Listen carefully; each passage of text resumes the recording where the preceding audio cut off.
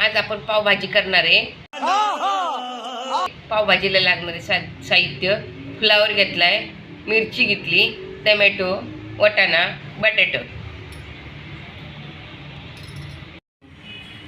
आता आपल्याला सगळ्या भाज्या शिजून घ्यायच्या आहेत। तर मी कुकर घेतला, कुकरमध्ये पाणी टाकलं, त्याच्यामध्ये बटाटे ठेवते शिजायला आणि सगळ्या भाज्या मी वाफ घेऊन घेणार आहे छान म्हणून। त्याच्यामध्ये थोडं पाणी टाकते, झाकण लावून 10-15 मिनटं ठेवून देते।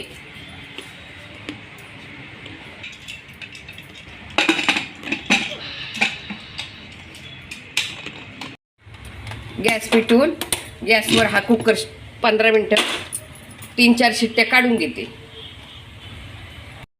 आपण ही कुकरमधून भाजी शिजून घेतलेली आहे, बटाटे उकडून घेतले, त्याचे सालं काढून घेतलेत। आता ते मी बारीक करून आपण फोडणी देणार आहे, पावभाजी मसाला वगैरे टाकून मी दाखवते। आता हे सगळे मी बारीक करते, असे सुरून बटाटे मिक्स करायचे, कारण की आमच्या घरातले कुटुंबांसाठी बनवते। त्यांना बाहेरची नाही आवडत, घरची खातात, त्यामुळे मी अशी बनवते छान मसाले वगैरे टाकून। मी आता पावभाजी तेल फोडणीसाठी देणार आहे, त्याच्यासाठी मसाले घेतलेले आहेत। हे मसाले: लसूण, आलं, लाल मिरची, बेगडी मिरचीची लाल मिरची आहे, थोडा गरम मसाला, जिरे आणि पावभाजी मसाला। हे सगळं मी आता तेलात टाकणार आहे आणि कांदा, कोथिंबीर।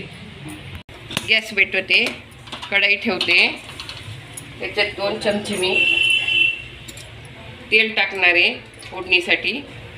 2 चमचे तेल टाकते,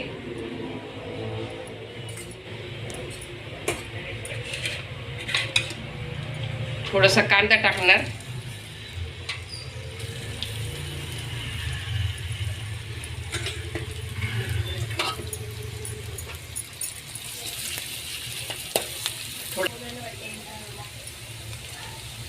असा कांदा होऊन द्यायचा थोडासा।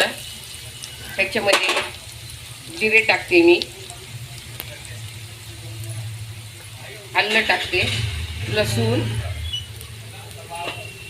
हे थोडंसं लाल होऊन द्यायचं।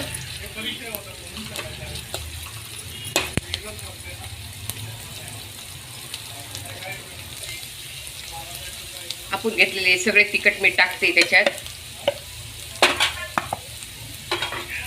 भाजीमध्ये, तेलामध्ये थोडंसं लाल होऊन द्यायचं।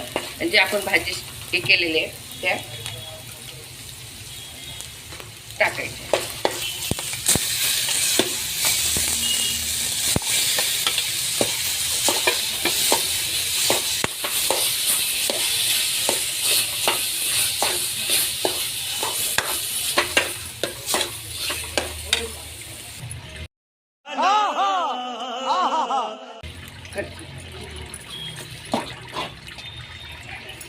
मी थोडं पाणी टाकते, म्हणजे चांगली खूप घट्ट पण नाही, लई पातळ पण नाही भाजी करायची, अशी मध्यम भाजी करायची।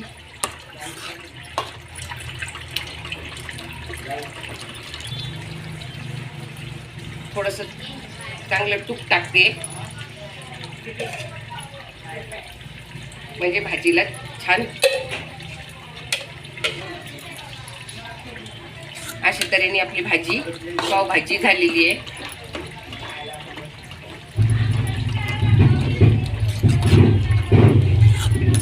चल, असा मस्का लावून घेतला मी पावाला थोडा नाही, आणि असं एक तव्यावर ठेवायचा। तवा गरम झालेला आहे, हे 2 पाव मी ठेवलेत तव्यावर आणि अशी गरम करून घेणार आहे।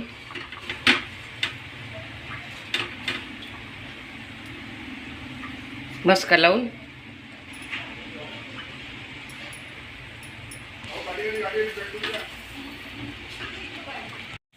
अशी ही पावभाजी तयार झालेली आहे। गुपटप चॅनलला जाऊन लाईक करा, शेअर करा, बेल बटनवर क्लिक करा।